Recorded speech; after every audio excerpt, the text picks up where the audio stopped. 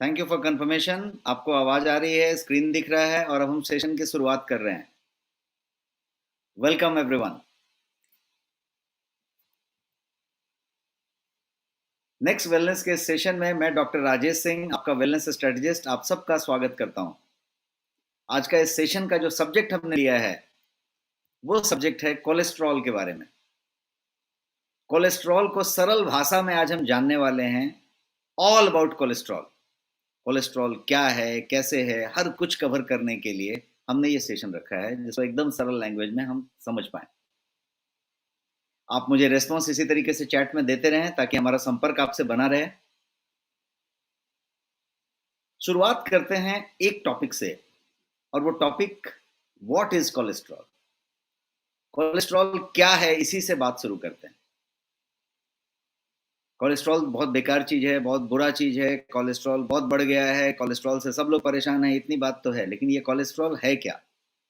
What exactly is the cholesterol?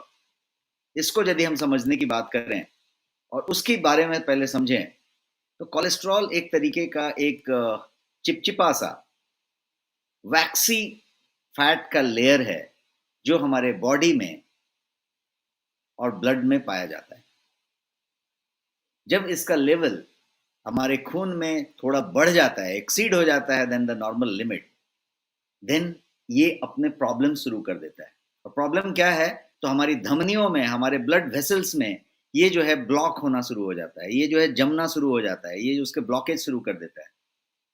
और जब arteries में ब्लड पंप हो रहा होता है तो उसको वो क्लियर रोड नहीं मिलता, बाधा आती है और फिर ब्लॉकेज शुरू हो जाती है। और फिर ये बहुत सारे कार्डियोवैस्कुलर डिजीज का कारण बनता है क्योंकि ब्लड सप्लाई धमनियों में ही ब्लॉक होने लग जाती है। बट क्या आपको मालूम है कि कोलेस्ट्रॉल के भी डिफरेंट डिफरेंट टाइप्स हैं? There are different different types of cholesterol based on what lipoprotein that cholesterol is carrying. क्योंकि कोलेस्ट्रॉल एक लिपोप्रोटीन को कैरी कर रहा है। पिछले सेशन में जब हमने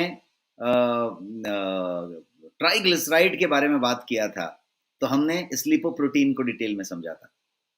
और ये जो लिपोप्रोटीन को कैरी करने का जो अलग अलग टाप चीज है उसकी वजह से कोलेस्ट्रॉल भी डिफरेंट डिफरेंट टाइप के होते हैं। मोटा मोटी यदि बात की जाए तो कोलेस्ट्रॉल दो टाइप के होते हैं। एक टाइप तो वो है जिसको कि हम एलडीएल कहेंगे, लो डेंसिटी लिपोप्रोटीन, और दूसरा जो टाइप है उसको हम कहेंगे HDL, high density lipoprotein. LDL का मतलब हुआ लो डेंसिटी लिपोप्रोटीन।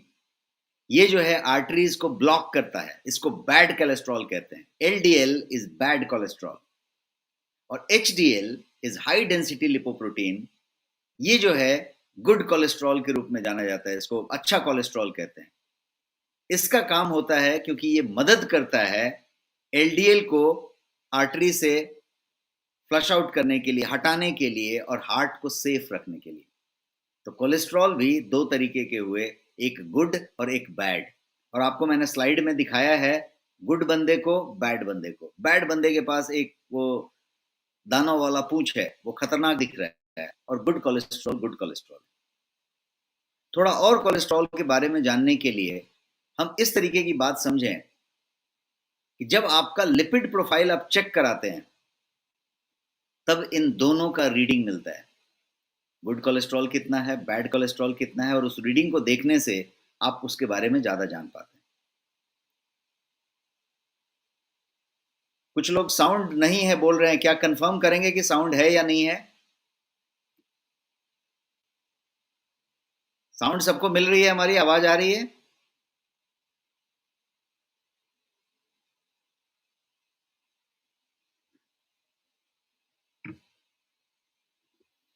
जिनको आवाज मिल रही है वो कंफर्म करें जरा, आवाज आ रही है, नहीं आ रही है?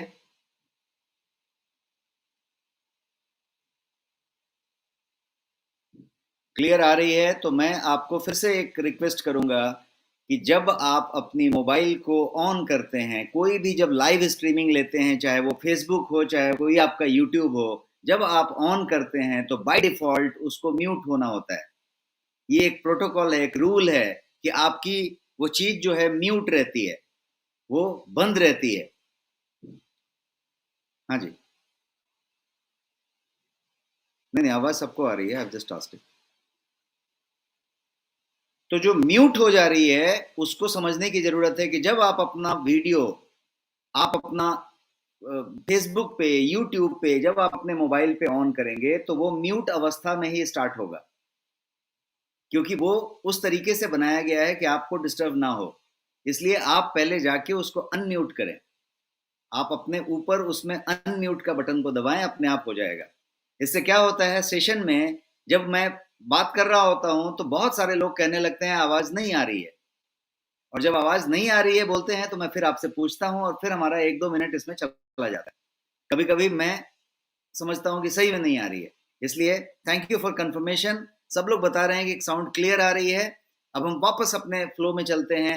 हम अभी तक दो तरह के मोटा मोटी कोलेस्ट्रॉल को समझ रहे थे। एक गुड कोलेस्ट्रॉल था, एक बैड कोलेस्ट्रॉल था। गुड कोलेस्ट्रॉल को HDL कहते हैं, हाई डेंसिटी लिपोप्रोटीन, और बैड कोलेस्ट्रॉल को हम LDL कहते हैं, low density lipoprotein. Low density lipoprotein आपके धमनियों में जमने का काम करता है, ब्लॉकेज का काम करता है। गुड वाला जो कोलेस्ट्रॉल है HDL, वो उनको LDL को वहां से हटाने में काम करता है और आपका बेहतर करता है। So many people actually do not know कि उसका कोलेस्ट्रॉल बहुत ज्यादा है। कोलेस्ट्रॉल इतना ज्यादा हो सकता है कि मैंने जो आपको तस्वीर दिखाई है अभी स्क्रीन पे, वैसे तरीके से वो ब्लॉकेज कर देता है। पूरा का पूरा जो क्रीमी येलोइश चीज दिख रहा है वो कोलेस्ट्रॉल है। वो पूरा का पूरा ब्लॉक कर सकता है। कभी आपको पता चलता होगा कि पूरा 80% ब्लॉक है, 90% ब्लॉक है। ब्लॉकेज करते रहता है। थोड़ा से शुरू होता है, ज्यादा से शुरू होता है, ब्लॉक करता रहता है, लेकिन कोई तरीके का कोई सिम्टम नहीं देता है। हाई कोलेस्ट्रॉल का कोई लक्षण नहीं होता है। It does not have any symptom, any लक्षण। और इसीलिए किसी को पता ही नहीं चलता है कि कोलेस्ट्रॉल कितना है। आदमी को पता नहीं चलेगा, उसको किसी तरीके की कोई दिक्कत नहीं लगेगी। तो ये तो बड़ी खतरनाक चीज हो गई कि भाई पता ही नहीं चलेगा और वो बहुत ज्यादा परेशान भी कर सकता है। इसीलिए बात इस पे आ जाती है कि कैसे पता करें कि कोलेस्ट्रॉल ज्यादा है क्या। How to find if cholesterol is high. इसको पता करने का क्या मेथड किया जाए, इसके लिए क्या करना पड़ेगा। बहुत सिंपल तरीका है। सिंपल तरीका यह है कि कोलेस्ट्रॉल को पता करने के लिए, कोलेस्ट्रॉल लेवल को जानने के लिए आपको ब्लड टेस्ट करने की जरूरत होगी। और ब्लड टेस्ट में भी एक स्पेसिफिक प्रोफाइल है जिसको लिपिड प्रोफाइल कहते हैं, उसको करने की जरूरत है। मैंने आपके स्क्रीन पे लिपिड प्रोफाइल में क्या क्या कवर होता है उसको रखा है। लिपिड प्रोफाइल आपको करना होता है। सरल शब्दों में बात करें तो टोटल कोलेस्ट्रॉल, HDL, LDL और VLDL को चेक करना होता है। Total cholesterol, HDL, LDL, VLDL, और भी एक दो रीडिंग्स होंगी जो इन्हीं के रेशियो होंगे। बट मोटा मोटी आपको पता करना है कि टोटल कितना है, HDL कितना है और LDL कितना है। VLDL is very low density lipoprotein.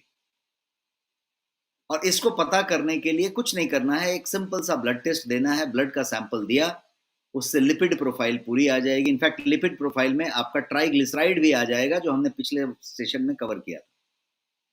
तो टेस्ट करना आसान है, यस और नो।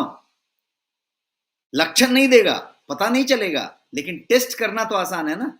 यदि आप सजग हैं, आप चाहते हैं कि ये टेस्ट होना चाहिए, तो आप टेस्ट करके पता लगा सकते हैं। बहुत सिंपल है।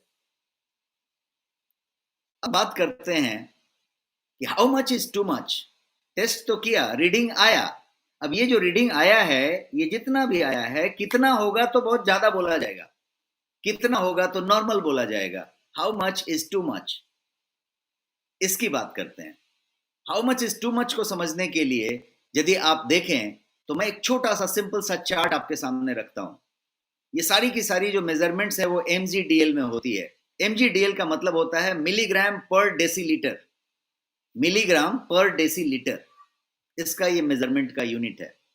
1 मिलीग्राम का मतलब होता है 1000 ऑफ ग्राम। 1000 मिलीग्राम का 1 ग्राम होता है। ये सब आप जानते हैं मेजरमेंट। तो मैं जरा MGDL को एक्सप्लेन कर रहा हूं कि यदि 1000 ग्राम, 1 ग्राम में 1000 मिलीग्राम है और 1/10 लीटर के फ्लूइड वॉल्यूम को 1 डेसीलीटर कहेंगे। तो दोनों यूनिट समझ गए। अब बात हो रही है mg पर डेसीलीटर, मिलीग्राम पर डेसीलीटर, ये इसका यूनिट है। और कितना है, तो यदि टोटल कोलेस्ट्रॉल की बात करें तो 200 से नीचे होना चाहिए।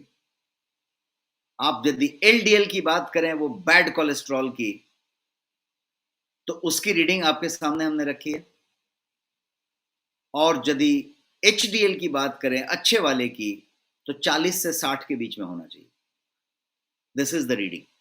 और इस रीडिंग पे आप जो है, ज्यादा है कम है तय कर सकते हैं। बहुत ज्यादा है, how much is too much का एक सिंपल सा डेटा, और इस पे आप पता लगा सकते हैं। आपको सिर्फ आपका टेस्ट करना है। और ये टेस्ट कितनी समय पे करना है, तो यदि आप 40 साल से ऊपर के हैं तो हर साल आपको करना कंपलसरी है। यदि आप 40 साल से ऊपर के हैं, 40 एंड अबव, हर साल एक बार करना जरूरी है, पहली बात। दूसरी बात, यदि आप बहुत सारा कोलेस्ट्रॉल ग्रहण करते हैं, आप ओबेस हैं, आप ओवरवेट हैं, आपकी बीएमआई 25 से ज्यादा है, तो आपको 6 महीने में, साल भर में करना जरूरी है। यदि आपके घर में किसी को कोलेस्ट्रॉल की हिस्ट्री रही है, माता पिता को, दादा दादी को, किसी को यदि कोलेस्ट्रॉल वाली हिस्ट्री रही है, किसी के घर में यदि हार्ट डिजीज का इशू रहा है, हेरिडिटी में रहा है, तो उसको जरूर चेक करना चाहिए। उसके लिए 40 साल का भी इंतजार नहीं करना चाहिए। कोई भी व्यक्ति 20 साल से ज्यादा जरूर चेक करना चाहिए, बिकॉज सिम्टम नहीं है। हमने क्या डिस्कस किया, सिम्टम नहीं है, किसी तरीके का कोई लक्षण आपको नहीं देने वाला। इसलिए आपको पता करना जरूरी है कि आपका कितना ब्लॉकेज चल रहा है, अंदर क्या कहानी चल रही है, एंड उस तरीके से ये चीजों को समझना पड़ेगा।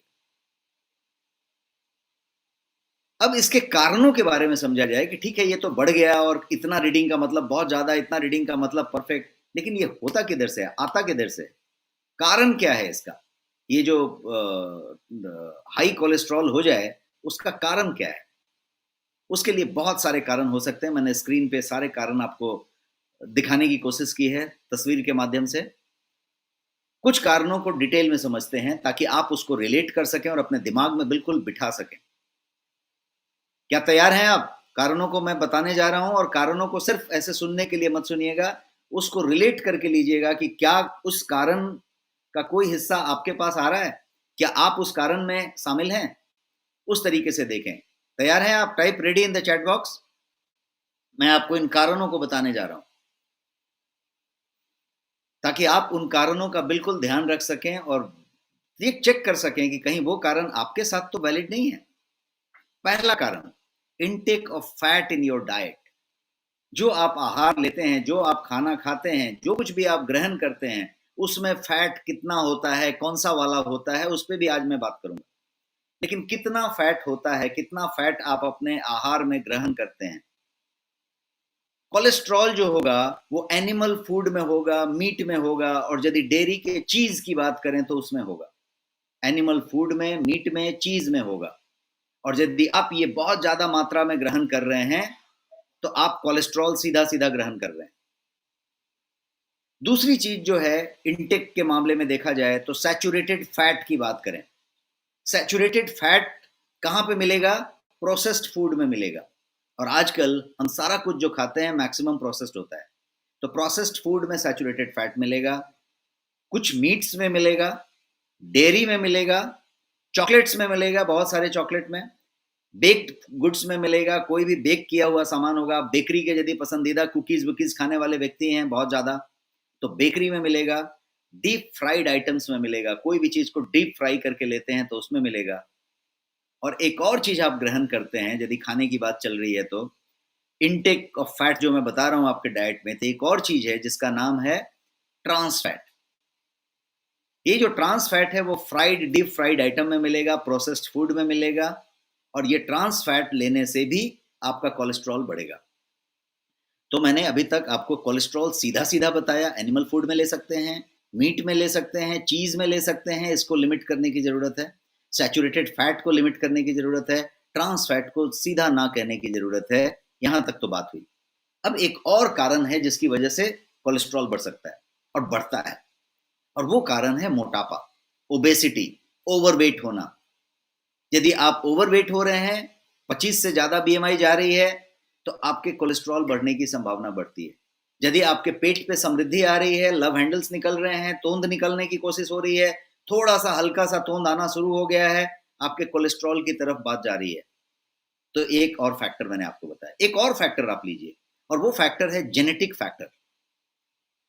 जेनेटिक फैक्टर आपके घर में चला आ रहा है, अनुवांशिकता में चला आ रहा है, परिवार में किसी को हुआ था, कोलेस्ट्रॉल फैमिली में हिस्ट्री ही है कि कोलेस्ट्रॉल रहती है या हार्ट डिजीज होता है, तो जेनेटिक फैक्टर बहुत इंपॉर्टेंट है। बट कुछ और भी ऐसे फैक्टर हैं जिसको हम कभी ध्यान से नहीं देख पाते, या ऐसा सूझता नहीं है कि इससे कोलेस्ट्रॉल बढ़ सकता है। वैसे फैक्टरों में एक दो चीजें मैं आपको बताऊंगा। एक चीज है डायबिटीज। यदि आपको टाइप 2 डायबिटीज है और आप डायबिटीज से चल रहे हैं, तो आपके कोलेस्ट्रॉल बढ़ने की संभावना ज्यादा है। डायबिटीज से कोलेस्ट्रॉल का संबंध है, और यदि डायबिटीज कंट्रोल में नहीं है तो कोलेस्ट्रॉल और ज्यादा बढ़ने की संभावना है।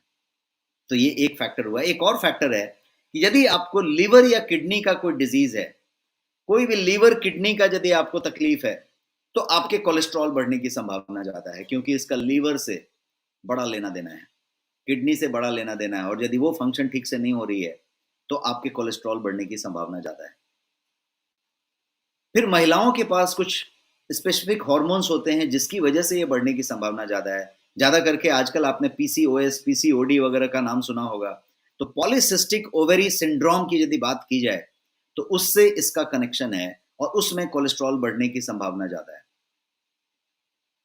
बहुत सारे फैक्टर्स हमने गिने। एक और फैक्टर मेरे ध्यान में आता है कि आप यदि थायराइड से प्रॉब्लमेटिक हैं, और स्पेशली यदि अंडर एक्टिव थायराइड ग्लैंड है आपका, अंडर एक्टिव थायराइड ग्लैंड, तो आपके कोलेस्ट्रॉल बढ़ने की संभावना ज्यादा है। आपकी कोलेस्ट्रॉल उसकी वजह से बढ़ेगी।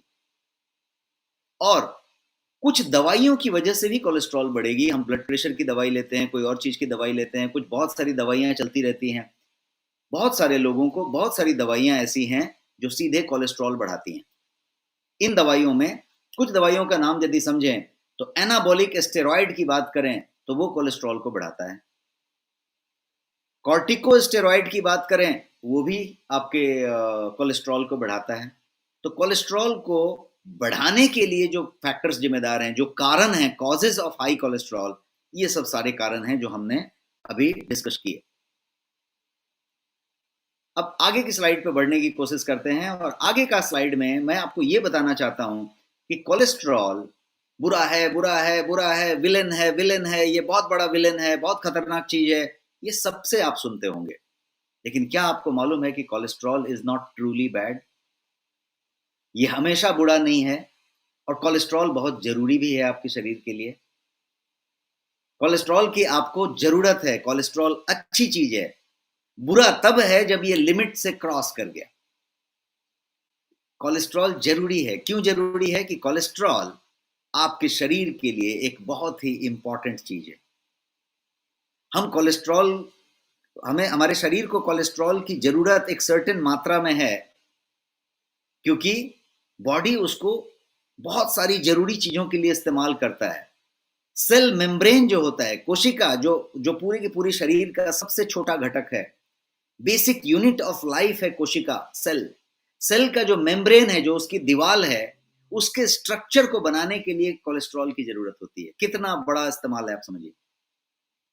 असंख्य कोशिकाओं से ये शरीर बना हुआ है। कोशिकाएं जो है शरीर की बेसिक इकाई हैं, यूनिट हैं, और उनके मेम्ब्रेन को, दीवार को, उसकी जो जो झिल्ली है, उसको बनाने के लिए कोलेस्ट्रॉल का जरूरत होता है।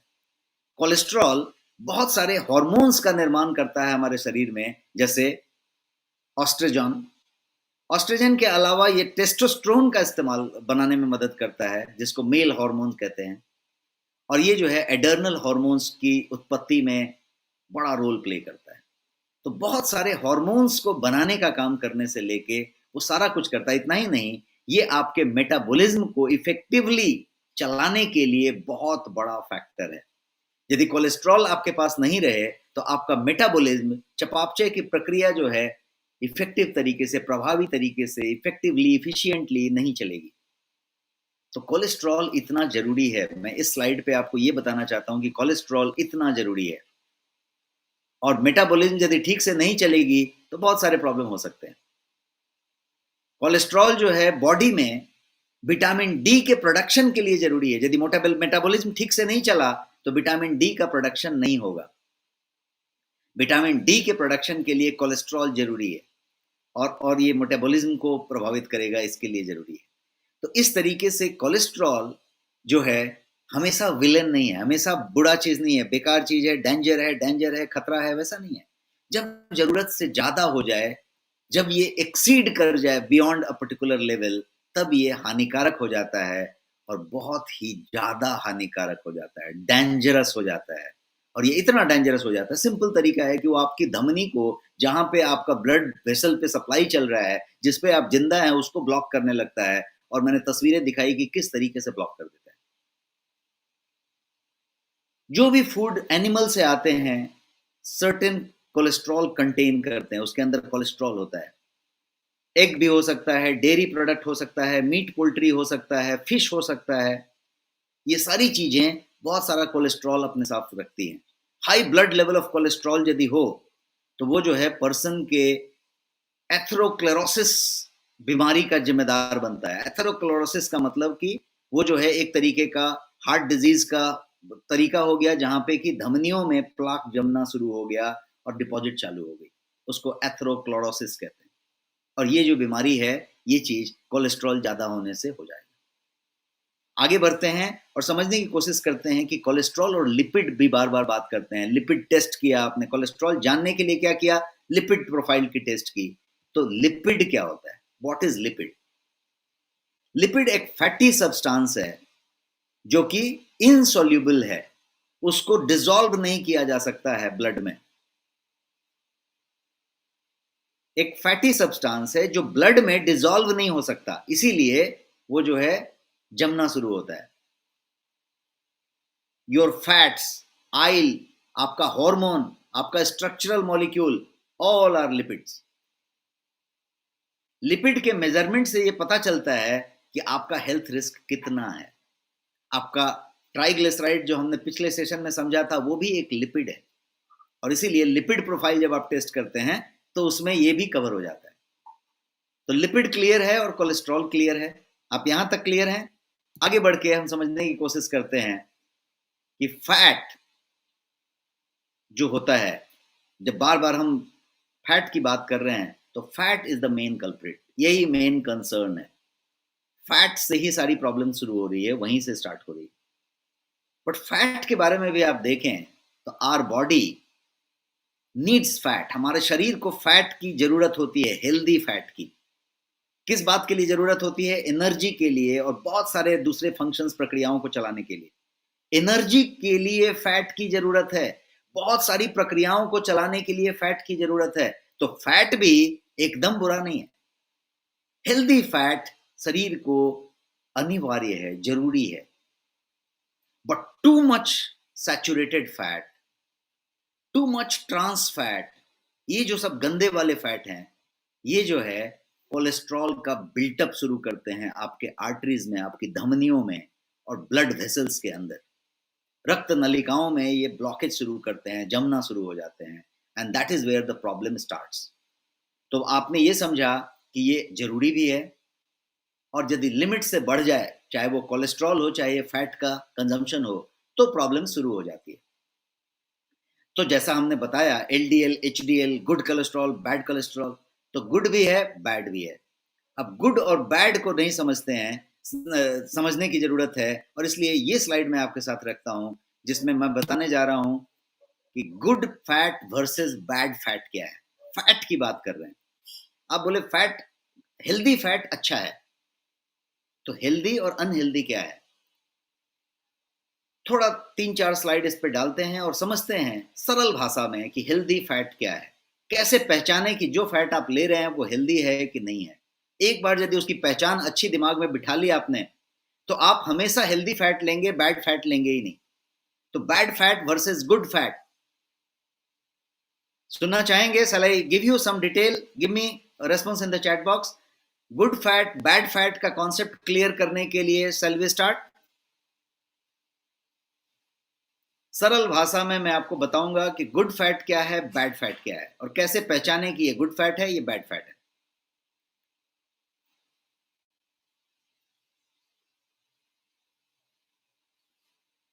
गुड फैट जो होता है वो मेनली वेजिटेबल्स से आता है, सब्जियों से आता है, नट्स से आता है, सीड से आता है, और जो है मछली से आ सकता है गुड फैट।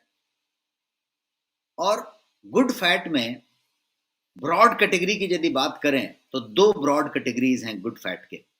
पहला जो ब्रॉड कैटेगरी है उसको मोनोसैचुरेटेड कहेंगे और दूसरे को पॉलीसैचुरेटेड कहेंगे। मोनोसैचुरेटेड, पॉलीसैचुरेटेड, ये सब गुड फैट हैं। कहाँ मिलेंगे? नट्स में मिलेंगे, ड्राई फ्रूट्स जो ले रहे हैं उसमें मिलेंगे, सीड्स में मिलेंगे, सब तरीके की सब्जियों में मिलेंगे, इस तरह के फैट मिलेंगे।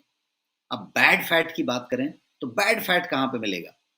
ये वर्स्ट टाइप जो बैड फैट का है उसको ट्रांस फैट कहते हैं। वो सबसे गंदा वाला फैट है, सबसे खतरनाक फैट है ट्रांस फैट।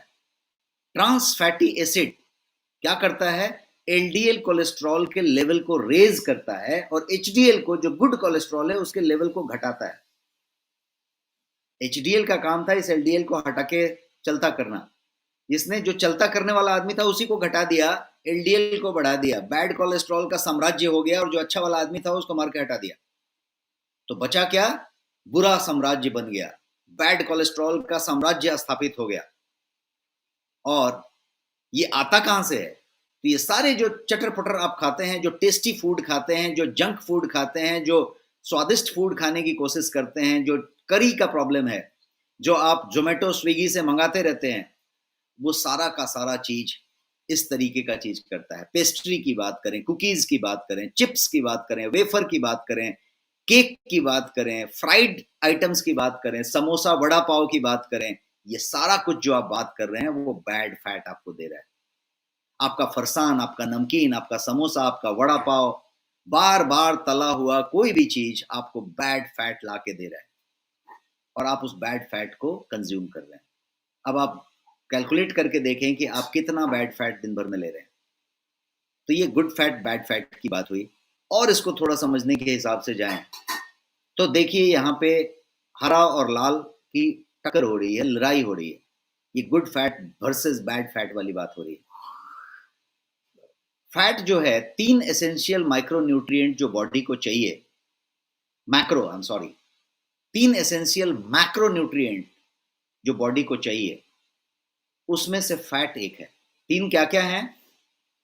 कोई टाइप कर सकता है चैट बॉक्स में? 3 मैक्रोन्यूट्रिएंट जो अनिवार्य हैं शरीर के लिए, वो क्या क्या है? एक है कार्बोहाइड्रेट, दूसरा है प्रोटीन और तीसरा है फैट। 3 जो हैं अनिवार्य मैक्रोन्यूट्रिएंट हैं, जरूरी हैं शरीर के लिए। तो फैट जो है अनिवार्य मैक्रोन्यूट्रिएंट है। एक जो संतुलित आहार होगा आपका, बैलेंस न्यूट्रिशन होगा, वो जो है इन सब को इंक्लूड करेगा। उसमें 40% कार्बोहाइड्रेट होगा, 30% फैट होगा, 30% प्रोटीन होगा। 40 30 30 टोटल 100 हुआ। तो जो बैलेंस्ड डाइट है आपका, उसमें क्या क्या होना चाहिए? तो हेल्थफुल मोनोसैचुरेटेड और पॉलीसैचुरेटेड फैट होना चाहिए। ये जो 30% फैट की बात हुई वो मोनोसैचुरेटेड और पॉलीसैचुरेटेड होना चाहिए। इसमें ओमेगा 3 ओमेगा 6 फैटी एसिड्स होते हैं, ये होना चाहिए। तो ये 40 30 30 आप सब लोग टाइप कर रहे हैं यहाँ पे। और ये जो है रेशियो आप याद रखें कि जब आपकी थाली सजे, जब आप कुछ खाएं, तो हमेशा ध्यान रखें कि 40 30 30 है क्या?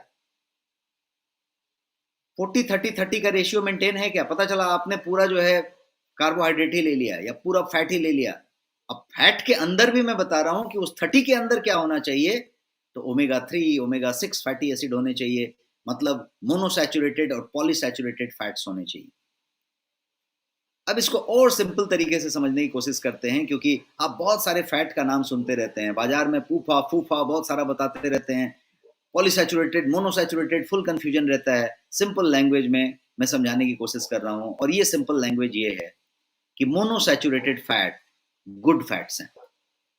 ये लोग क्या करते हैं? मोनोसैचुरेटेड वाले फैट्स, ये आपके कोलेस्ट्रॉल लेवल को लोअर करते हैं, कम करते हैं।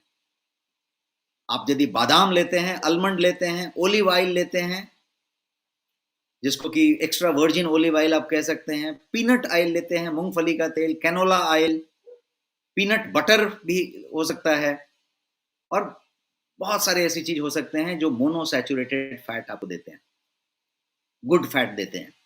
और पॉलीसैचुरेटेड फैट, जिसको ओमेगा 6 फैटी एसिड कहते हैं, वो भी आपके कोलेस्ट्रॉल लेवल को लोअर करने में, कम करने में आपकी मदद करता है। ये कहाँ मिलेगा? तो वॉलनट्स में मिलेगा, जिसको आप मगज कहते हैं या अखरोट कहते हैं। कॉर्न के ऑयल में मिलेगा, सनफ्लावर ऑयल में मिलेगा, सोयाबीन में मिलेगा, सोयाबीन के तेल में, पंपकिन के सीड में मिलेगा। इसीलिए आजकल देखिए लाइफ सीड्स कहते हैं, पंपकिन का सीड, इसका सीड, सूरजमुखी का सीड, बहुत सारे बीज जो हैं ऐसे रख के लोग जो है शहरों में और बड़े हाई क्लास तरीके से उसको बड़े बड़े पैकेट में आजकल बेचा जा रहा है और लोग बड़े तरीके से खा रहे हैं। आप भी खाते होंगे, यस और नो? कौन लोग खाते हैं? यस टाइप करें इन द चैट बॉक्स यदि आप वो सारे बीज खाते हैं आजकल, जिसको हम कहते हैं हेल्थ सीड्स। ये हेल्थ सीड्स क्यों खाया जाता है? इसलिए खाया जाता है कि पॉलीसैचुरेटेड फैट्स होते हैं, उसमें ओमेगा 6 फैटी एसिड्स होते हैं और वो आपको बहुत ज्यादा फायदा देता है। तो ये हम कोलेस्ट्रॉल के टाइप को समझ रहे हैं, और कोलेस्ट्रॉल को टाइप को समझने के लिए हमने फैट को मेन कल्प्रिट समझा, और इसीलिए जरूरी है कि हम कल्प्रिट को समझें कि फैट जो है हमेशा कल्प्रिट नहीं है। कौन सा फैट आप चुनते हैं और कितना फैट आप ग्रहण करते हैं, ये जरूरी है। मैंने शुरुआत किया ये बता के कि फैट शरीर के लिए बहुत जरूरी है, फैट बहुत सारा जरूरी काम करता है। अब आगे बढ़ते हैं। सैचुरेटेड फैट एक अनहेल्दी फैट है। सैचुरेटेड फैट की यदि बात करें तो वो अनहेल्दी फैट है, स्वास्थ्यकर नहीं है। और ये फैट्स जो हैं ज्यादा करके सॉलिड हो जाते हैं रूम टेम्परेचर पे। कभी भी आपका कोई ऐसा तेल है, कोई ऐसी चीज है, आपके घर में बहुत सारे वनस्पति ऑयल होते हैं जो सॉलिड हो जाते हैं, जम जाते हैं। कभी कोई ऐसा हुआ होगा कि आपने कभी बिरयानी वगैरह लाई होगी अपने शहर के बेस्ट बिरयानी शॉप से। एक एक मैं एग्जाम्पल दे रहा हूं, आप यदि रिलेट होते हैं तो यस टाइप कीजिए इन द चैट बॉक्स। यदि आपने बिरयानी कभी लाया है किसी बहुत अच्छे रेस्टोरेंट से, जो कि बहुत अच्छा बिरयानी बनाता है, स्वादिष्ट बिरयानी बनाता है, वहां से आपने बिरयानी लाया, और बिरयानी जब लाया उसके 4-5 घंटे के बाद आपने उस बिरयानी को खाने की कोशिश की, तब तक आपने फ्रिज में रख दिया था, या फ्रिज में नहीं भी रखा था तो ऐसा छोड़ दिया था, और आपने लेट से उस बिरयानी को खाने का काम किया, तो आप देखेंगे कि उसमें बहुत सारा सॉलिड सॉलिड जो है ऑयल की तरह चीज जम गया होगा। ऐसा जमा है क्या? किसी ने कभी नोटिस किया है? बहुत सारे लोगों ने नोटिस किया है। अब अंदाजा लगाइए कि वो जो जमा है वो सैचुरेटेड फैट है, और आप उसको हार्डकोर ग्रहण कर रहे हैं। अब आप अंदाजा लगाइए कि जब आप बिरयानी गरम गरम लुत्फ लेके खा रहे थे उस रेस्टोरेंट का, तो वो सारा कुछ आप ऑलरेडी ग्रहण कर रहे थे, इतनी डेंजरस बात हो रही थी। और टीवी पे हमने कोई ऐड देखा है जिसपे ये कहते हैं कि बिरयानी और घर में बनाना, that means it is an opinion that अच्छी टेस्टी बिरयानी घर में नहीं बन सकती, और बिरयानी को ऐसे लेके आना पड़ेगा। And most of the restaurant जो बिरयानी बनाते हैं वो वाली बिरयानी बनाते हैं। और यदि आप बिरयानी हफ्ते में एक बार खाते हैं, समझ रहे हैं आप मैं क्या कहना चाहता हूं? यदि आप हफ्ते में 1-2 बार बिरयानी खाते हैं तो आप वो चीज ग्रहण करते हैं, और सैचुरेटेड फैट की बात हो रही है। सो क्या करना पड़ेगा? सैचुरेटेड फैट के लिए लिमिट कीजिए, इसका पूरा बंद करने की जरूरत नहीं है, लिमिट कीजिए, और अनसैचुरेटेड फैट को बढ़ाइए, क्योंकि आपको फैट जो लेना है वो उतना ही है। हमने बताया 40-30-30, आपको 30 ही लेना है, और जो 30 आप ले रहे हैं, यदि मान लीजिए कि आपके पास वक्त 1 ही घंटे का हो, तो 1 घंटे में आप अच्छा काम करेंगे ना? अच्छा काम करेंगे कि नहीं? आप यदि मान लीजिए कि किसी फीस्ट में, भोज में खाना खाने जाते हैं, और वहां पे व्यंजन लगे हुए हैं, 100-50 व्यंजन लगे हुए हैं, पूरी टेबल पे व्यंजन डिशेज लगे हुए हैं। आप यदि प्लेट में इतना ही खा सकते हैं, आपको इतना ही खाना है, घर पे लेके नहीं जाना है, तो आप क्या करते हैं? आपको जो चीजें ज्यादा पसंद है वही लेते हैं, कम पसंद वाली चीज नहीं लेते हैं। यस और no? Give me a response in the chat box. आप हर चीज वो नहीं लेने लग जाते हैं, आप 4 रोटी और 3 रोटी और वो सब्जी और वो नहीं लेने लग जाते। आपके पसंद की चीजें आप उठाते हैं, और उतना ही उठाते हैं, बिकॉज आपको मालूम होता है कि आप इतना ही करने वाले हैं। आप क्वालिटी पे आ जाते हैं, अपने अपनी काम की चीज पे आ जाते हैं। उसी तरीके से आप जो है, यदि 30 परसेंट ही आपका फैट का कंजम्पशन है, तो 30% में क्या रहेगा ये आप तय कीजिए। मैं कह रहा हूं कि सैचुरेटेड फैट को कम कर दीजिए, ना कह दीजिए, और आप जो है अनसैचुरेटेड फैट को बढ़ा दीजिए। Start taking more unsaturated fat but keep that 30। और एक और चीज आपके नजर में ला दूं कि समर के समय में और अभी तो पूरे साल आइसक्रीम एक बहुत पसंदीदा चीज होती है, और सब लोग आइसक्रीम बहुत पसंद करते हैं और आइसक्रीम बहुत शौक से खाते हैं।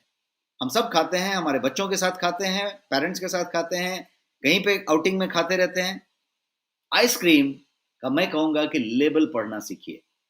कोई भी आइसक्रीम लीजिए, अच्छे से अच्छे ब्रांड का लीजिए और लेबल पढ़िए। क्या आपको मालूम है कि एक यदि साधारण एक स्कूप यदि आइसक्रीम का लिया जाए तो वो करीब 250 से 350 कैलोरी जो है आपको सैचुरेटेड फैट का डेली अलाउंस दे देता है। 250 से 350 कैलोरी की बात हो रही है, जो करीब करीब आपके डेली अलाउंस जो है सैचुरेटेड फैट का, जो बॉडी को लेना चाहिए उसका हाफ है। 700 से ज्यादा, 650 से ज्यादा नहीं लेना चाहिए। आप 350 400 ऑलरेडी एक स्कूप आइसक्रीम में ले लेते हैं। और क्या आप एक स्कूप आइसक्रीम खा के छोड़ते हैं क्या? ये सुनो, कितना स्कूप खाते हैं आप? एक एवरेज आदमी 2 स्कूप तो खाता ही है। शौकीन और ज्यादा दिल आ जाए तो ज्यादा भी खाता है, 2 तो कम से कम खाएगा। ये सुनो,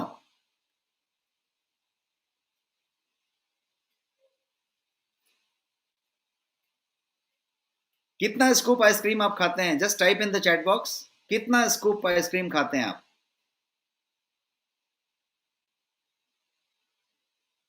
2 टाइप कर रहे हैं सब लोग। लिंबू साहब कह रहे हैं कि पूरा खाते हैं।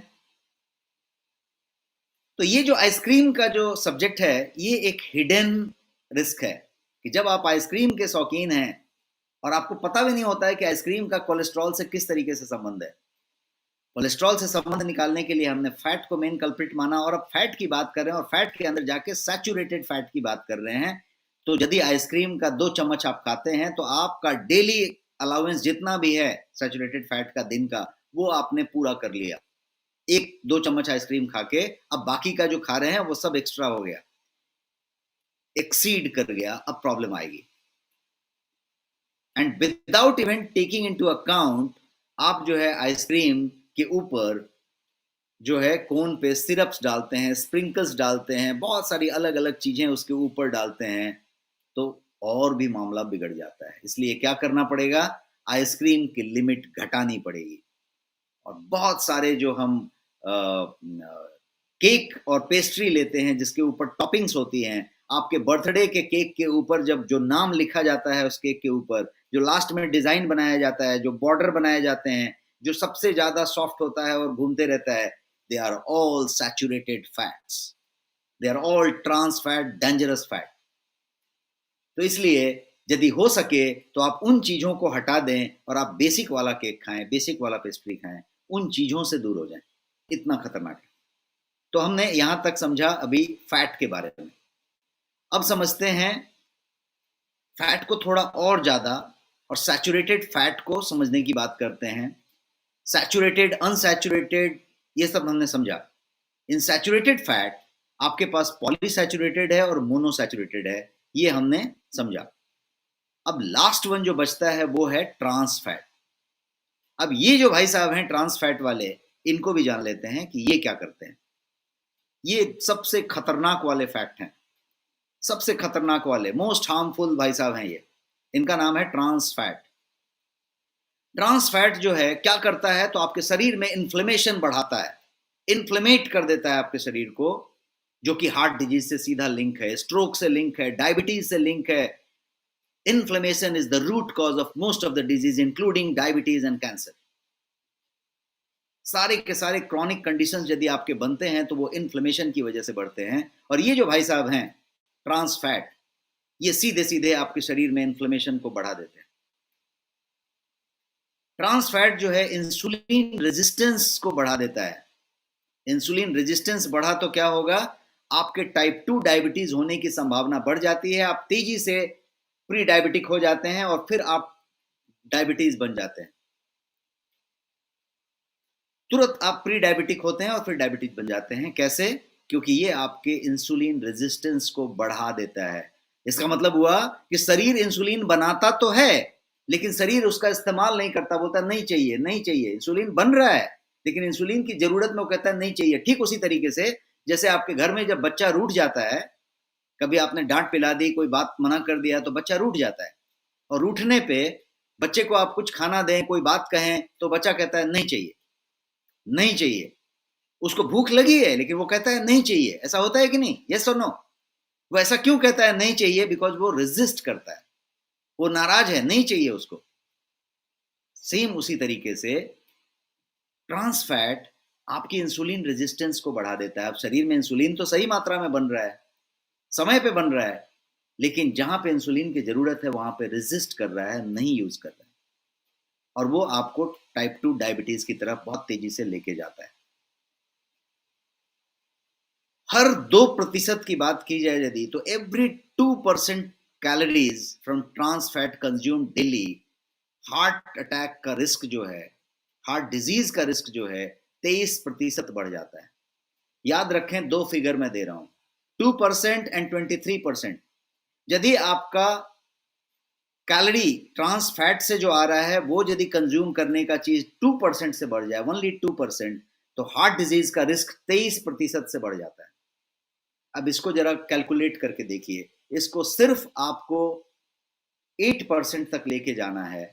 8% लेके गए तो हार्ट अटैक और हार्ट बीमारियों का रिस्क जो है सीधा 100% बढ़ गया। 2% 23%, 8% बढ़ा दिया आपने तो सीधा सीधा हो गया। अब उसके बारे में सोचिए, स्लाइड मैंने आपके सामने रखा है, आप देखिए, जिसमें चिप्स हैं, वेफर हैं, ये तेल है, वो तेल है, ये साल्ट है, वो साल्ट है, नमकीन है, वेफर है, आप खाए जा रहे हैं और आप एकदम बढ़िया से ट्रांस फैट का सेवन कर रहे हैं, वड़ा पाव, समोसा, ये वो, आप बहुत सारा चीज कर रहे हैं।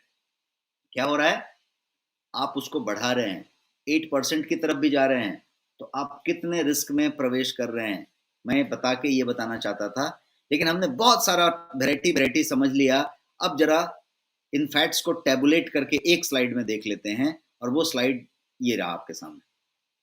अभी तक हमने कोलेस्ट्रॉल को समझ लिया, लिपिड को समझ लिया, गुड कोलेस्ट्रॉल क्या है, बैड गुड फैट क्या है, बैड फैट क्या है, गुड कोलेस्ट्रॉल क्या है, बैड कोलेस्ट्रॉल क्या है, सब कुछ समझ लिया। गुड फैट बैड फैट समझते समय सैचुरेटेड, अनसैचुरेटेड, पॉलीसैचुरेटेड, मोनोसैचुरेटेड, सब कुछ समझ लिया। अब वो लास्ट वाले भाई साहब जो थे ट्रांस फैट, उनको भी समझ लिया। तो सब क्लियर है? Type clear in the chat box यदि सब कुछ क्लियर है तो। एक बार समराइज कर देना है इस इमेज के साथ, जहां पे आपको फैट के टाइप लिखे हुए हैं 3, और 2 टाइप को, पहले दूसरे को रेड से क्रॉस किया हुआ है, उसको अवॉइड करें। ट्रांस फैट को बिल्कुल बंद कर दें, सैचुरेटेड फैट को कम करें, लिमिट में रखें, और अनसैचुरेटेड फैट जो है उसको जो है आप ज्यादा प्रेफर करें, और 30% में उसकी मात्रा ही ज्यादा रखें। सब लोग क्लियर टाइप कर रहे हैं? Thank you so much for confirmation. और ये जो है हमने फैट को समझा। अब आगे बढ़ते हैं कि ये सारा ज्ञान तो हमने लिया, इसको हम अप्लाई कैसे करें अपने आप में। अप्लाई तो करना चाहिए ना, ज्ञान लेके क्या फायदा यदि उसको अप्लाई नहीं कर पाए तो अप्लाई करने के लिए क्या करना पड़े? How to apply this knowledge for yourself. अब आपको ये मालूम है कि too much cholesterol will create problem. आपको ये भी मालूम है कि कोलेस्ट्रॉल बहुत जरूरी भी है लिमिट में, बट टू मच यदि हो जाए, ज्यादा हो जाए, एक्सीड हो जाए, तो ये प्रॉब्लम क्रिएट करेगा। It will create all sort of problems and disease in your body. ये कार्डियोवेस्कुलर डिजीज में जाएगा, हार्ट प्रॉब्लम करेगा। तो इसको कैसे अप्लाई करें इस चीज को? तो पहला है, the first step to evaluate the risk. अपने रिस्क को इवेल्युएट करें कि आपका रिस्क कितना है। आपकी सेडेंट्री लाइफस्टाइल है क्या? आप ट्रांस फैट लेते हैं क्या? आप बहुत सारा फैट लेते हैं क्या? आप ये करते हैं, वो करते हैं, सबको कैलकुलेट करें। और रिस्क फैक्टर देखें कि आपकी फैमिली हिस्ट्री में है क्या, ऐसा है क्या, वैसा है क्या, सब कुछ कैलकुलेट करें। आप आज कहां पे खड़े हैं, where do you stand today, उसको चेक करें। और इसके बाद करंट रीडिंग अपनी निकालें, टेस्ट करवाएं। क्या टेस्ट करना है? क्या टेस्ट करना है? टाइप करें इन द चैट बॉक्स। क्या टेस्ट करना है? लिपिड प्रोफाइल टेस्ट करना है, सिंपल ब्लड टेस्ट करना है, लिपिड प्रोफाइल। और फिर अपने आप से क्वेश्चन पूछें, फैमिली हिस्ट्री के बारे में पूछें, सेडेंटरी लाइफस्टाइल के बारे में पूछें, इन सब चीज़ों का सवाल पूछें, और यदि सबके आंसर आपको पॉजिटिव मिल रहे हैं और गड़बड़ मिल रहे हैं तो आप जरूर टेस्ट कराएं। यदि आप 40 साल से ऊपर हैं तो जरूर टेस्ट कराएं। यदि फैमिली हिस्ट्री है, 20 साल के भी हैं तो जरूर टेस्ट कराएं। पिछले साल हुआ था, इस साल नहीं हुआ है तो जरूर टेस्ट कराएं। इस तरीके से आप लिपिड प्रोफाइल में आ जाएं और उसको टेस्ट करें तो ये बात होगी। और क्या करें, इसको अप्लाई कैसे करें? तो डेल्स थियरी को आप इस्तेमाल करें। ये एक डेल्स थियरी है जो मैंने बनाई है, और डेल्स थियरी का पर्पस होता है कि diet, exercise, lifestyle and stress, DEL, diet, exercise, lifestyle and stress, DELS. And stress के साथ साथ S stands for supplement, S stands for sleep. यदि स्लीप पूरी होगी तो इन्फ्लेमेशन कुछ हद तक कम होगी, इन्फ्लेमेशन कंट्रोल में आएगी, और सप्लीमेंट होगा तो बहुत सारा चीज आप इसको बेहतर कर पाएंगे, ठीक कर पाएंगे। तो डेल्स थियरी को यदि आप अपनाते हैं तो कोलेस्ट्रॉल को चेक में रखने के लिए, और कोलेस्ट्रॉल यदि बढ़ा हुआ है तो उसको रिड्यूस करने में आप बहुत बढ़िया काम कर सकते हैं। डेल्स थियरी पूरी की पूरी लाइफ आपको इस्तेमाल करना है, और इसीलिए डेल्स थियरी को वंस एंड ऑल समझ लिया आपने। आप डेल्स थियरी पे काम करें तो ये जितने भी अभी हमने फैट के टाइप समझे, ये समझे, वो डेल्स थियरी के बाद वो आप ग्रहण कर ही नहीं पाएंगे। Anything that comes in front of you आप ले ही नहीं पाएंगे। मान लीजिए कि आपको एक ग्लास का पानी दिया जाए और पानी में कुछ गंदा तैर रहा हो, क्या आप ले पाएंगे? यस और no? Type in the chat box. पानी आपको ग्लास में किसी ने दिया और पानी पे कुछ गंदे तैर रहे थे, तो आप ले पाएंगे? लेंगे कि फेंक देंगे?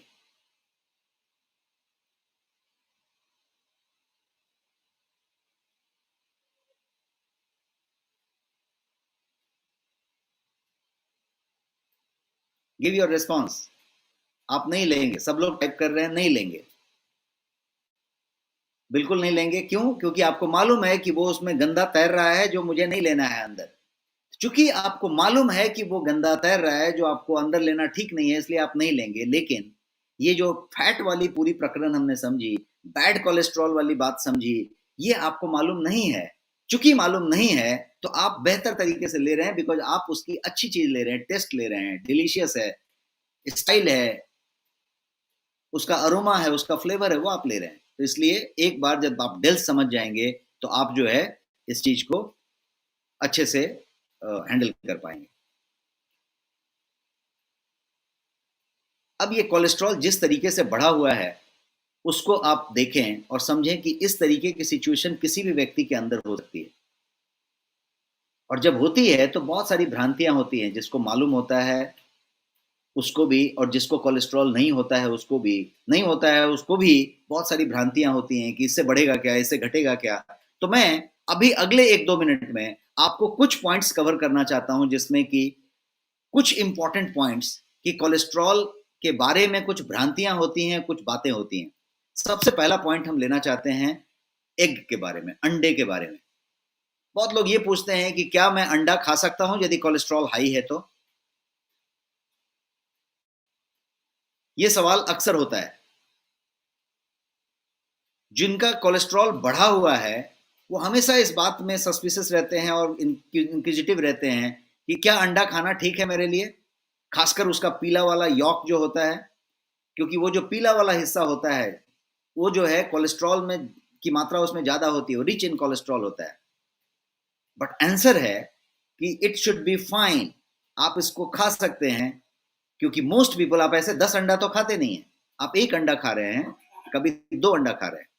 तो जो एक अंडा खा रहे हैं उसमें आप खा सकते हैं पीला यॉक के सहित, क्योंकि जो कोलेस्ट्रॉल है वो अंडे में जो होता है वो बहुत इनसिग्निफिकेंट इफेक्ट देता है ब्लड कोलेस्ट्रॉल पे, उसको ज्यादा परेशान नहीं करता।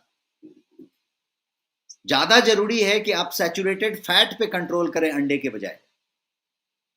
लेकिन यदि आप अंडे का कड़ी बना के खा रहे हैं, अंडा कड़ी, और उसी अंडे को आपने जो है पूरा जो है 3 बार फ्राई किया हुआ है और अंडा कड़ी का रेसिपी बनाई गई है, तो उसको जो है उसके आउटर लेयर पे जो कहानियां हुई हैं, that is something that needs to be seen. एक इसी तरीका और एक पॉइंट आपको देता हूं, और वो है कॉफी को रिलेटेड लेके। कॉफी क्या कोलेस्ट्रॉल के लिए बैड हो सकता है? कॉफी का कोलेस्ट्रॉल से कोई संबंध हो सकता है? यद्यपि कॉफी के अंदर कोलेस्ट्रॉल नहीं होता, coffee does not contain cholesterol, but फिर भी ये कोलेस्ट्रॉल लेवल को बढ़ाता है, शूट करता है, कोलेस्ट्रॉल को अफेक्ट करता है, क्योंकि इसके अंदर एक तरीके का पदार्थ होता है कॉफी के अंदर, उसके कॉफी के आइल के अंदर एक पदार्थ पाया जाता है और उस पदार्थ का नाम है डिटरपेन्स।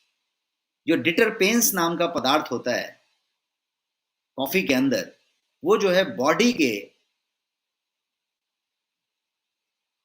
एक तरीके से कोलेस्ट्रॉल के ब्रेकडाउन होने के प्रक्रिया को सप्रेस कर देता है और इसकी वजह से कोलेस्ट्रॉल जो है बढ़ने लगता है। स्पेशली कॉफी का जो डिटरपेन्स नाम का जो चीज है, वो जो है टोटल कोलेस्ट्रॉल नाम का जो चीज है उसको, और जो एलडीएल नाम का चीज है लो डेंसिटी लिपोप्रोटीन जिसको बैड कोलेस्ट्रॉल कहते हैं, उसको उनके लेवल को बढ़ाने का काम करता है। कॉफी यदि आप एक पीते हैं, कॉफी वाले हैं, बेहतर है, लेकिन बहुत ज्यादा यदि कॉफी के शौकीन है और बहुत कॉफी पीते हैं, दिन भर ऑफिस में कॉफी पीते रहते हैं, कॉफी पे कॉफी करते हैं और कोलेस्ट्रॉल वाली हिस्ट्री रखते हैं, तो ये डेडली कॉम्बिनेशन हो सकता है। इसको समझने की जरूरत है। और समझते हैं अगला क्वेश्चन, कि किसी का सवाल हो सकता है कि सॉल्ट का कोलेस्ट्रॉल से क्या संबंध है, नमक का कोलेस्ट्रॉल से क्या संबंध है। तो मैं कहूंगा कि यदि बहुत सारा नमक आप खाते हैं या सॉल्टी स्नैक्स लेते हैं, सॉल्टी चीजें लेते हैं, अचार, पापड़, पिकल, ऐसी चीजें बहुत सारा लेते हैं, नमकीन, फरसान, ऐसी बहुत सारी चीज खाते रहते हैं, हाई सॉल्ट फूड यदि आप लेते हैं, या किसी किसी के यहाँ घर में सब्जियों में बहुत नमक डाला जाता है, कुछ लोग नमक का एक पॉट छोटा सा डाइनिंग टेबल पे रखते हैं, हर बात में नमक को स्प्रिंकल करते रहते हैं। यस और नो, करते हैं कि नहीं? नमक को स्प्रिंकल करते रहते हैं। कुछ लोग एक मिर्च खानी होती है तो भी इतना नमक रखते हैं और मिर्च को नमक में टच करा करा के खाते रहते हैं। कुछ लोग जैसे कॉर्न, भुट्टा वगैरह खाते हैं तो बहुत सारा नमक डाल डाल के खाते रहते हैं। तो नमक के बहुत सारे इनडायरेक्ट तरीके हो सकते हैं जहां से आप लेते हैं, और ये हाई कोलेस्ट्रॉल लेवल को कंट्रीब्यूट कर सकता है, कंट्रीब्यूट करता है। ज्यादा नमक हाई कोलेस्ट्रॉल को बढ़ाता है। और ये ऐसा क्यों? आप कभी कभी अनजाने में भी खाते रहते हैं। जैसे आप यदि वेफर के शौकीन हैं, चिप्स के शौकीन हैं, नहीं भी शौकीन है तो कभी कभी हम जब ट्रैवल करते रहते हैं, बस में, ट्रेन में, फ्लाइट में, अपने कार में, रोड में, तो वेफर खरीद लेते हैं, चिप्स खरीद लेते हैं और खाते रहते हैं। उसमें हाई लेवल ऑफ सॉल्ट होता है। कॉर्न का चिप्स है, पोटैटो चिप्स है, कोई भी वेफर है, फरसान है, प्रोसेस्ड मीट यदि आप यूज करते हैं, प्रोसेस्ड मीट बहुत सारे लोग आजकल यूज करते हैं बिकॉज ऐप डिलीवरी का सिस्टम है।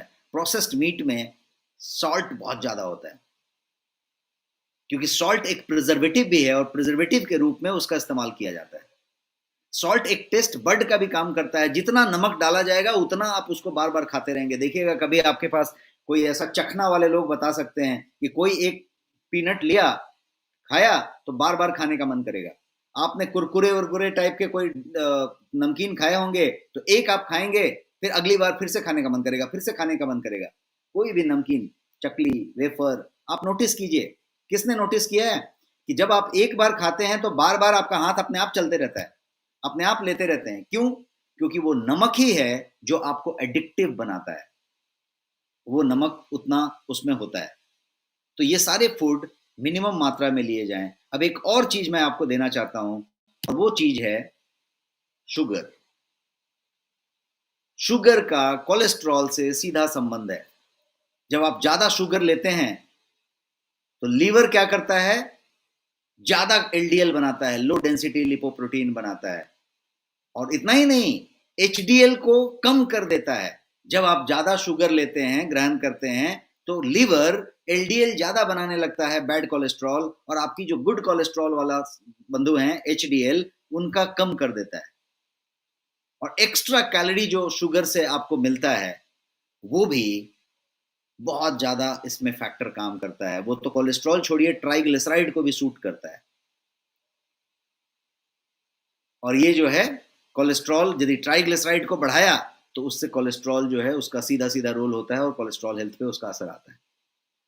अब एक और पॉइंट लेना चाहता हूं जो महत्वपूर्ण पॉइंट मुझे लगा, मैंने आपके लिए जॉट डाउन किया है, और वो ये कि हम दारू पीने वालों की जरा बात कर लें, शराब की बात कर लें, अल्कोहल की बात कर लें।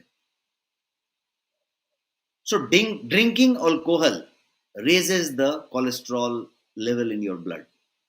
यदि आप शराब पीते हैं या शराब पीने के शौकीन हैं या जो लोग भी शराब पीते हैं, क्योंकि शराब जो है ट्राइग्लिसराइड लेवल को शूट करता है, और जब ट्राइग्लिसराइड लेवल आपका हाई हो गया तो ये जो है लीवर में बिल्टअप बनाता है, जो फैटी लीवर डिजीज के नाम से जाना जाता है, अल्कोहलिक फैटी लीवर कहते हैं। और तब ये लीवर कम काम करता है, नहीं काम करता है, बढ़िया से काम नहीं करता, और तब ये कोलेस्ट्रॉल को रिमूव नहीं कर पाता फ्रॉम ब्लड। लीवर का काम था उसको रिमूव करना ब्लड से, वो नहीं कर पाता है, फैटी लीवर हो गया है, अस्वस्थ लीवर हो गया है, और तब क्या होता है, कोलेस्ट्रॉल का लेवल रेज होना शुरू हो जाता है और कोलेस्ट्रॉल लेवल बढ़ता रहता है। 9 बज गया है और मैं आपसे 5 मिनट और लेना चाहता हूं, क्योंकि मेरे 2-4 पॉइंट्स बचे हैं। क्या आपकी अनुमति है? 5 मिनट और हम लोग चल सकते हैं सेशन में? Give me your response in the chat box.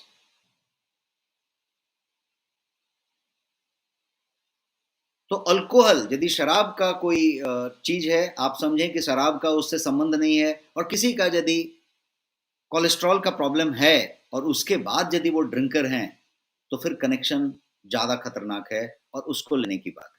Thank you for your permission, और हम ये बात करते हैं, आगे चलते हैं।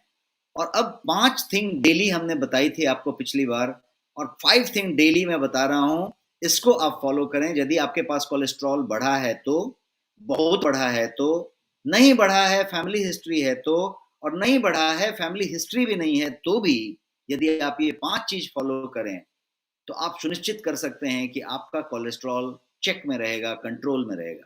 और वो 5 चीजें क्या क्या हैं उसको समझते हैं। 5 things you can do daily. हर दिन 5 चीज ऐसा क्या कर सकते हैं ताकि आपका कोलेस्ट्रॉल लिमिट में रहे, कम रहे, घटे। सबसे पहली चीज है आपका सिनामॉन। सिनामॉन मतलब दालचीनी। इसके अंदर सिनामल डिहाइड नाम का एक पदार्थ होता है, और उसका जो काम होता है वो आपके कोलेस्ट्रॉल को और ट्राइग्लिसराइड को लोअर करने का होता है। कैसे लें? तो बहुत सिंपल है। इसका पाउडर इस्तेमाल करें, 2 चुटकी, 5 चुटकी, 2 ग्राम, 5 ग्राम। कैसे करें? आप अपना टेस्ट के हिसाब से तय करें। दूसरा चीज है अगेन आपका एलिसिन, गार्लिक। कैसे इस्तेमाल करें? जैसे भी आप कर सकते हैं, छील के सीधा चबा जाएं, इसका इस्तेमाल कर सकते हैं। तीसरा जो चीज है ये अनार की बात है। अनार जो है पोमोग्रेनेट, आप हर दिन, प्यूनिसिक एसिड है इसके अंदर प्रचुर मात्रा में, और प्यूनिसिक एसिड का काम है कि आपके कोलेस्ट्रॉल को, एलडीएल को घटाए, और एचडीएल को, जो हाई डेंसिटी लिपोप्रोटीन है, गुड कोलेस्ट्रॉल है, उसको प्यूनिसिक एसिड बढ़ाता है। और आप जितना ही अच्छे लोगों को बढ़ाएंगे, बुरे लोगों को कम करेंगे, साम्राज्य बेहतर होगा, बिकॉज एचडीएल का काम है इस एलडीएल को हटाना। तो ये उस तरीके से काम करेगा। How to take? सीधा छिलें, दाना निकालें और दाने को चबा चबा के खाएं, जूस निकाल के नहीं करें। इसके अलावा फेनुग्रीक, मेथी मैंने आपको बताया था, मेथी हर दिन आप ऐड कर सकते हैं। 1 चम्मच की जरूरत है। कोई भी मेथड से ले सकते हैं, बट सिंपल मेथड है कि आपने इसको पानी में डाला, सुबह में उस पानी को भी पी लिया और उसको चबा के खा लिया, जो उसमें 1 चम्मच सामान था। और इसके मेथी के बहुत सारे और डिश बन सकते हैं, लड्डू बन सकता है, कुछ और चीज बन सकता है। और जो 5वां चीज है हर दिन करने वाला, वो नोनी है। आप नोनी का इस्तेमाल करें, नोनी का सेवन करें, और नोनी का जो जूस है, जो एक्सट्रैक्ट है, वो आपको कंसंट्रेट बहुत बढ़िया इसके अंदर रिजल्ट देगा, क्योंकि नोनी के अंदर एक 09 नाम का पदार्थ होता है जो इस पे काम करता है।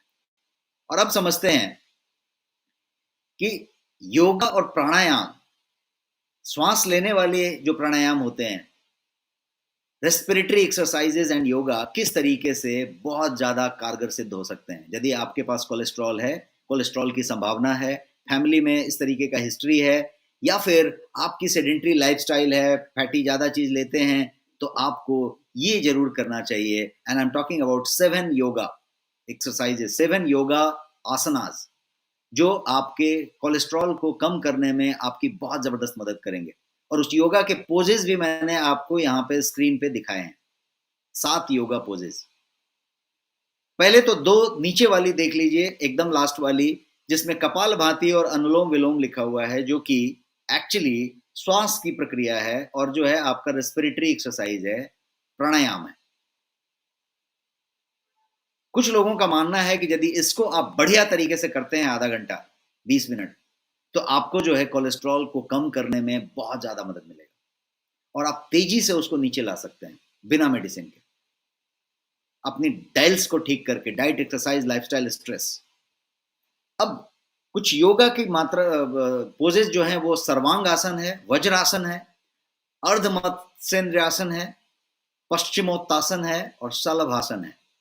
ये जो हैं 5 हैं और जो 2 हैं वो श्वास वाली चीज मैंने बोली, कपालभाति और अनुलोम विलोम। और बहुत सारे सप्लीमेंट आप ले सकते हैं। एक जो बेहतरीन सप्लीमेंट मैं आपको बताऊंगा, वो सप्लीमेंट का नाम है एक्टी लाइफ। इसको कोलेस्ट्रॉल बैलेंस के लिए लिया जाता है, कोलेस्ट्रॉल बैलेंस कह सकते हैं आप। ये एक्टी लाइफ एक सप्लीमेंट है जिसके पास कैटेकीन और थियाफ्लेविन्स का एक अच्छा खासा कॉम्बिनेशन है। और ये जो कैटेकीन और थियाफ्लेविन्स हैं, ये जो है 2 तरीके के फाइटोन्यूट्रिएंट्स हैं अलग अलग, जो इसके अंदर इस कैप्सूल में मौजूद हैं और ये बहुत बेहतरीन रिजल्ट देते हैं। जो दूसरा चीज आप ले सकते हैं वो है नोनी। और नोनी के लिए आप नोनी का what you call is concentrate ले सकते हैं और ये नोनी कंसंट्रेट आप इस्तेमाल कर सकते हैं। नोनी का जो फ्रूट होता है उसके अंदर बहुत अच्छा बेनिफिशियल गुण होता है जो लिपिड के पूरे हेल्थ के लिए, चाहे वो ट्राइग्लिसराइड हो, चाहे होमोसिस्टीन हो, चाहे वो एलडीएल को कम करना हो, चाहे वो टोटल कोलेस्ट्रॉल को कम करना हो, वीएलडीएल को कम करना हो, सब चीज के लिए ये बहुत बढ़िया काम करता है। ओमेगा 3 एक बहुत जाना पहचाना चीज है जिसको कि कोई भी हार्ट डिजीज के लोगों को जरूर रिकमेंड किया जाता है। तो आपका यदि कोलेस्ट्रॉल ज्यादा है, ज्यादा होने की संभावना है, आप ओमेगा 3 का इस्तेमाल कर सकते हैं। ओमेगा 3 जो है के अंदर फैटी एसिड्स होते हैं और ये बहुत बढ़िया काम करता है। इसके अलावा एक और सप्लीमेंट ले सकते हैं आप जिसका नाम है फ्लैक्सीड से बना हुआ, ओमेगा 3 फ्लैक्सीड की बात हुई और ये मैं ओमेगा 3 बता रहा था, आई एम सॉरी। अब जो है फ्लैक्सीड के अलावा जो है और भी क्या ले सकते हैं आप, तो आप बहुत सारा कुछ ले सकते हैं। एक तो आप एप्पल सिडर विनेगार ले सकते हैं। एप्पल सिडर विनेगार को कैसे लें, तो आप जो है 1 चम्मच एप्पल सिडर विनेगार लें, वार्म वाटर लें, गुनगुना पानी, और उसमें उसको मिक्स करें और उस गिलास को पी लें। That can work you good. आंवला बहुत अच्छा काम कर सकता है। यदि आप आंवला, अभी आंवले का सीजन है, आप यदि रेगुलर आंवला यूज करते हैं, आंवले का जूस लेते हैं, आंवले का कोई तरीका लेते हैं, तो आंवला बहुत अच्छा काम कर सकता है। ग्रीन टी यदि आप ले सकते हैं, ग्रीन टी के शौकीन हैं तो ग्रीन टी आप ले सकते हैं। और yes, heart patient can use, yes Tapan Mandal ji, heart patient can use, तो ये हुआ। इसके अलावा आप जो है सॉल्यूबल फाइबर पे ज्यादा कंसंट्रेट करें। सॉल्यूबल फाइबर, अब सॉल्यूबल फाइबर कहाँ पे मिलेगा? राइस ब्रान में मिलेगा। राइस का तो हम वो ब्रान फेंक देते हैं, भूसी को फेंक देते हैं। हम राइस का पॉलिश्ड राइस इस्तेमाल करते हैं और राइस का उस भूसी से तेल निकाल के राइस ब्रान ऑयल आपको दिया जाता है बाजार में। लेकिन राइस का जो रॉ तरीका होगा उसमें आपको सॉल्युबल फाइबर मिलेगा, ब्रांड में, भूसी में।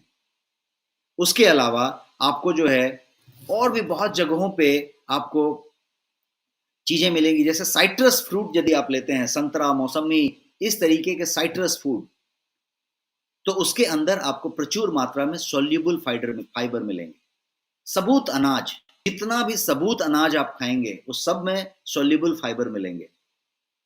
सीड्स में सॉल्युबल फाइबर मिलेंगे। जितने भी बीज आप ले रहे हैं, द्विदल ले रहे हैं, उसमें आपको सॉल्युबल फाइबर मिलेंगे। आप मूंग ले लें, आप राजमा ले लें, आप इस तरीके की जो चीजें होती हैं वो सब सारी चीजें इस्तेमाल कर सकते हैं। और ये सब सॉल्युबल फाइबर क्या करते हैं, तो सॉल्युबल फाइबर आपके शरीर में जो कोलेस्ट्रॉल है उसको, उसके एब्जॉर्प्शन को रिड्यूस करते हैं।